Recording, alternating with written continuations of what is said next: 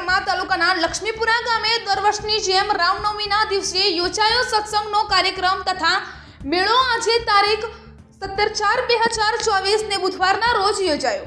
રામજી બાપાની જન્મભૂમિ અને કર્મભૂમિ એવા લક્ષ્મીપુરા ગામે છેલ્લા 65 વર્ષથી યોજાતા આ સત્સંગ કાર્યક્રમમાં दूर दूरથી હજારો લોકો આવે છે। આજના કાર્યક્રમમાં 8000થી વધુ લોકોએ ઉપસ્થિત રહી સત્સંગ માણ્યો હતો અને સંતો મહંતોની આગવી મીઠી વાણીથી પ્રભાવિત થયા હતા।